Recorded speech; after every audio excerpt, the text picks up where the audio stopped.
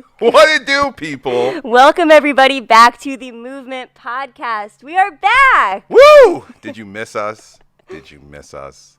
Sorry for the short hiatus, guys. There was a lot of stuff going on. A lot of office spaces have not been open up for us to do our podcast in.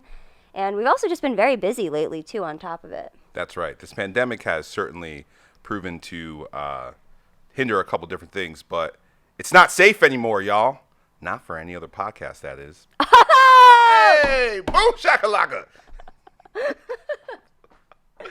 But we're back, baby. We're back. All right, so, obviously took this hiatus, but let's stick to some of these points. We're going to go through, is the seller's market? Is overpricing your house the right move?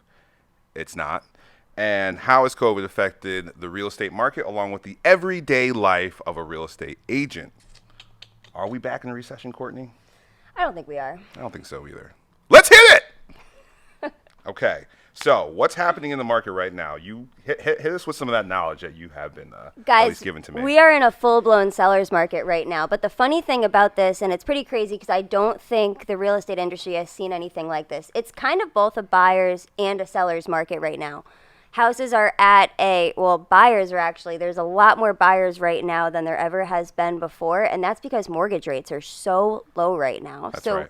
While housing prices are going up, while it is considered a seller's market, while if you list your house right now, it will sell, buyers are still getting really good deals right now. So it is really both a buyer's and a seller's market, if you ask me at least. I would humbly agree as well because, again, with that idea that, you putting your house on the market, great time to do it because there is this massive, massive influx of buyers. One of the biggest questions we have all the time are, hey, are all these buyers coming from New York? And honestly, I'd say 50% of our clientele right now are from New York. I'd say about 50%. And then a lot of my clientele, too, are first-time home buyers. Right on. And out of state, too. So you got out of state, first-time home buyers, and then New York kind of flooding in here right now, too. Yeah, so the real estate market is really seeing something that it has never seen before. You have people relocating from all over the place.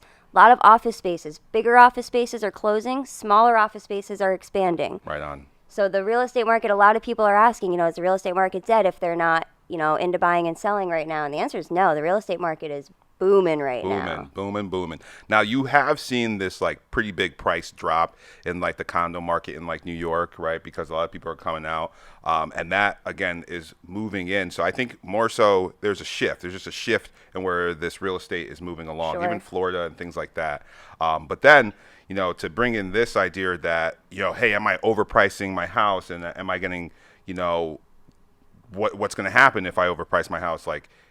Or if I overbid on the property, and I think that the biggest thing that you have to hold to that is the appraisal. Yeah, 100%. That's what I've been saying to my clients, too. When they come in and they're like, oh, my God, I have to go 15 over ask to get this house. I'm like, well, you're at least saved by the appraisal. So appraiser will come in and they'll let you know if this house isn't worth what you're actually paying for it. And that's your opportunity to either back out or renegotiate the purchase price. Absolutely. And with that in mind, too, if, again, it does come in lower, you renegotiate, you move forward with that. We've had several deals recently that did under appraise, and then, again, they went over asking in the first place. So at the same time, it's not like the seller's losing out, right? They're, as opposed to $30,000 over asking, you're getting $15K over asking. Yeah, and just for the people that are curious, an appraisal is basically the bank comes out and they see if the house is worth what they're going to lend it to you for. So say you're buying a house for $200,000. The bank's going to send an appraiser out to look at that house and make sure it's actually worth $200,000 and it's not worth $190,000 because then you have a problem. Right. So that's really there to help you as the buyer. Absolutely. And they'll do the past 180 days and usually within a mile, maybe 2 mile radius if there's not so many comparable sales. And what we have been seeing, again, within the past 180 days, that price has gone up. Sure. And that sale price has definitely increased. How has COVID affected you in this real estate market? I mean, I know our workload has completely quadrupled. I mean, I think that's pretty easy to assume, but we've been absolutely slammed. Everyday lifestyle, though, it's very different. We have to wear masks. We have to wear gloves. You have to give at least 24-hour notice for a lot of these homes. As we're not wearing masks. So back to the idea of how COVID has affected the real estate market, affected you. There are certainly several more guidelines that you have to adhere to when you are doing a real estate showing. Sure. You absolutely have to wear masks now. You have to wear gloves now. You have to give feedback. The sellers, a lot of sellers are making requests that nobody touches the house. Only one person is in the house at a time with the agent. Right on. So there's a lot of different things that we're adapting to, and we're learning that, you know, it's probably going to stay like this for a little bit. But people are getting a lot less scared. Yeah. Sellers have to deal with right now, especially there's a lot of buyers. So when you list your house, you're looking at probably at least 30 showings. So that's another thing that sellers have to be comfortable with letting people into their homes now, which has been difficult for us to try and navigate through. But a lot of people, if you're selling your house right now, you know what you're getting yourself into. That's pretty much that for sellers, at least. I would say so. And, you know, just to fall in line with what you were saying, a lot of times too, and we've gone on several showings, like they don't even allow kids on showings on some. They're actually fining agents if people report it to the board. They're getting, I think, $500 fine if they're seen not wearing their masks on these showings. Right. So masks, gloves.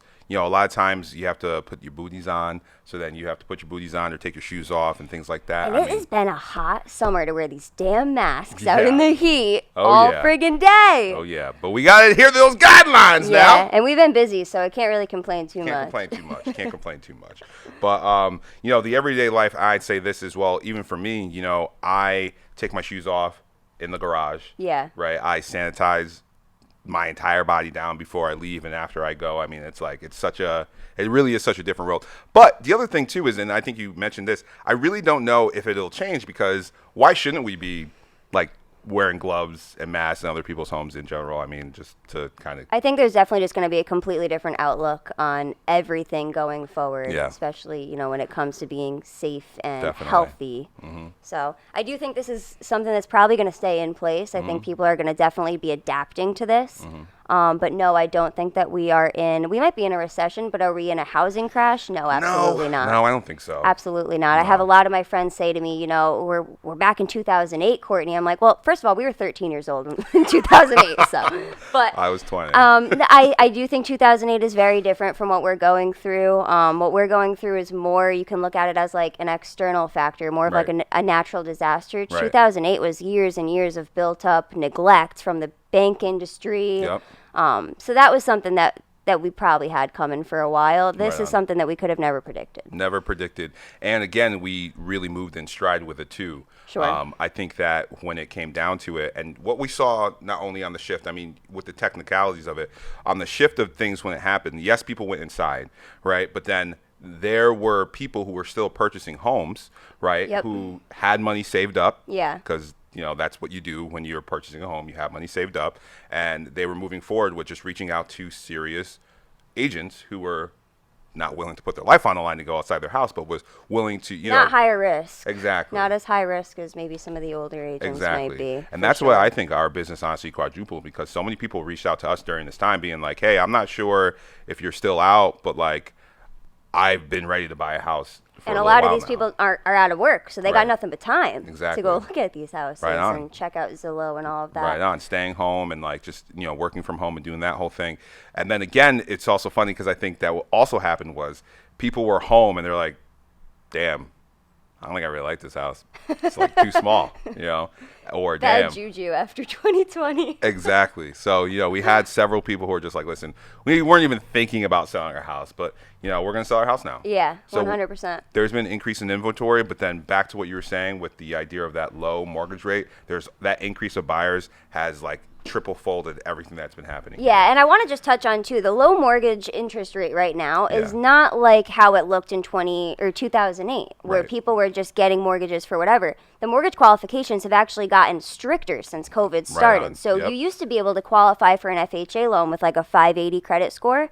Now, since COVID hit, since all these restrictions have been put in place, you actually need at least a 620 credit score. Right. So in that case, you have, not only do you have more buyers, there's stronger buyers. Absolutely. And again, there are certainly companies right now that have loans that can be backed with, you know, a lower credit score. Definitely. It's going to be harder though. And like, I mean, it was it's going to be more of a process. And then Sure. again, you have those chaff loans, right? Where, even those individuals who have those lower credit scores, who didn't have as much money saved up, those programs are still around and are very Yeah. abundant for those individuals Sure. who, again, have the lower credit score and don't have as much money for the closing costs Yeah. too. So again, totally seller's market, actually a buyer's market Actually too, buyer's market, somehow at the same time, which Yeah. is really freaking crazy. But multiple offers are not just something that's regular, it's something that's expected. sure, You know, 100%. I think that, again, because of what we just said, where you're running into those situations where you have to be able to, get into a house,